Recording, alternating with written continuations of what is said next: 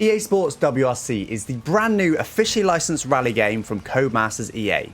But is it any good? Now, before we get into this, it's important to state that any review is merely an opinion from the hopefully experienced author, and it's up to you to take in multiple reviews and decide if the game is worth your money. This game has proved divisive, and my opinion may not be the same as other people, including yourself, but hopefully this review, combined with other reviews, helps you make an informed decision. Now, EA has sent me this game for free, but I'm not paid to say anything one way or the other on the game. This is my true, unfiltered opinion. So, with all that said, let's get my thoughts on the game. Starting with the positives, and I think this is an absolutely stunning game, both visually and sonically. I'm playing on an RTX 4090 on PC on high settings, and it really does look great. You can really tell it's new gen only. I particularly like the dust cloud that you get off the back of cars in replay mode. This game has consistently stunned me with how good it looks, although perhaps that comes at a cost. We'll get to that a bit later on. The sounds too are some of the best sounds that I've experienced in a driving game. There's a huge difference with how the car sounds both inside and outside the car.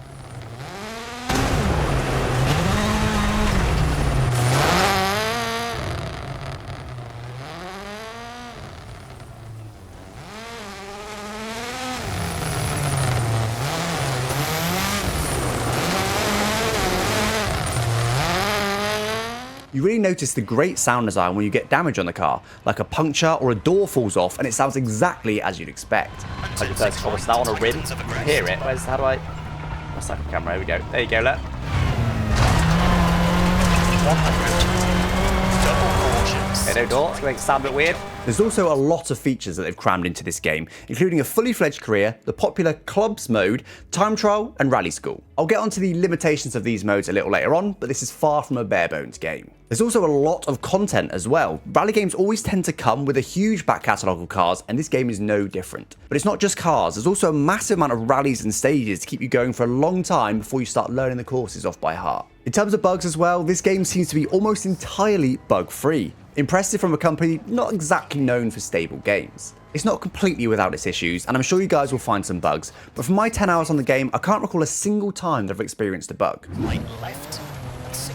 Onto the negative aspects of the game now, and this is where things will get a little bit divisive in the comments, because I'm struggling to enjoy the handling of this game. I'm really struggling to put my finger on it, but ever since I first played it, I've just not felt at home with it. Now, I want to be clear, it's not a bad handling model, far from it. It feels quite nice to drive, and there's no huge issues I could put my finger on, but for some reason it just feels a little off. I enjoyed WRC Generations and Dirt Rally 1, but this one, I don't know.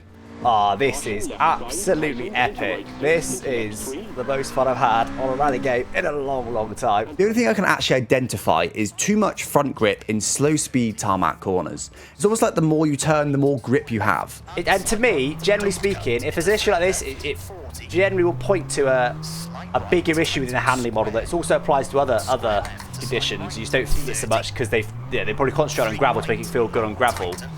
Then to make it feel good on gravel, they've compromised it on tarmac. You see what I mean? Like the more you turn, the more grip you get. It's really odd.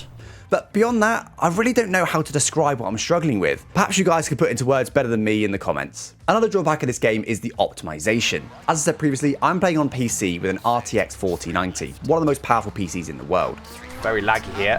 Maxed out GPU or something. What's going on? I'm maxing out GPU for some reason on this stage. It was fine before. Yeah, let's just go to advanced graphics then. We'll have to, we are on ultra. We'll go down to high. Surely that'll fix it. Yeah, that's fixed it. There you go. We're down to 50% GPU usage now. All right. Let's try that again, shall we? Hopefully that'll give us a bit less stutters as well. I have been able to run it on high settings, but even I get some stuttering sometimes, which is quite off-putting. However, more concerning is people who are running lower end but still powerful PCs.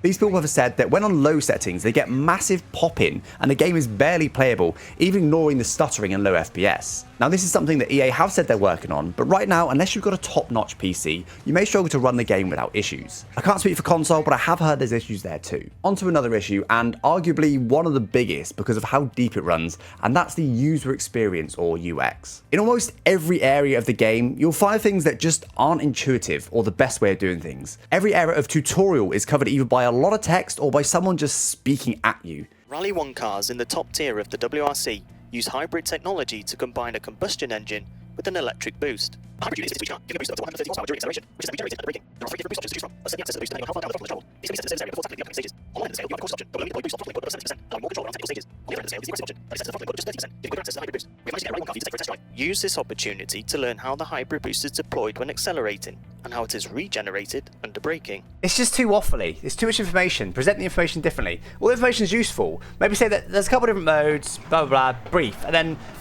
get you to test each mode or something. And as you select the mode, have a little bit of text that explains what they are or something. You know what I mean? Games are supposed to be interactive and dynamic, and I found myself often skipping the tutorials because they were just too long and boring. Then when you do that, things just aren't intuitive at all. If you need a wall of text to explain your UI, it's just not a good UI. Let me give you some examples. Press calendar in career mode. Then you're presented with a screen that looks nothing like a calendar, but a big list of events. It's only when clicking into one do you realise that you're choosing an event to do this week, of which you can only do one. Want to view the standings between the stages of a rally? You can't. Well, actually, you can. You have to go into event details, then event overview, then press the brake pedal. What? You get to this screen. Why is there no way to review the standings? And you can go event details, but you can see the running order. Oh, hang on, here's the overview. That's handy, that's an overview.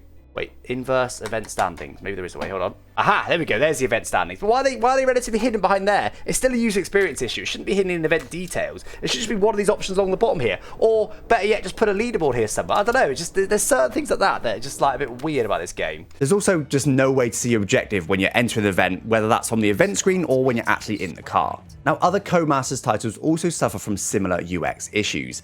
I think they just need a bit of a UX overhaul once elements of the games are finished to tidy everything up. It might all sound like small things, and they are individually, but put them all together and you get a game that just lacks polish. Moving on to the AI and their very inconsistent car to car and track to track. I think it's because all their times are simulated. Now that's obviously not an issue because you never actually see them drive on track, but I like to see them have a similar pace relative to the player across all configurations.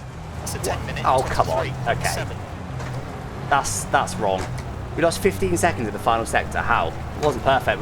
We weren't 15 seconds slow. I feel like that's an AI thing on that stage. 70, 4 right, 90. Overall, EA Sports WRC is a solid game, but I'm not sure it's a game that I can confidently recommend that you buy right now. It is half decent in a number of ways, but doesn't appear to excel in any particular way, which just makes the whole experience feel a little dull. All of my negatives were mostly small, but that just adds to the dull feeling of the game. Even my negatives weren't big. That being said, if you're a massive rally fan, I'm sure you'll enjoy this game. Just don't expect any fireworks.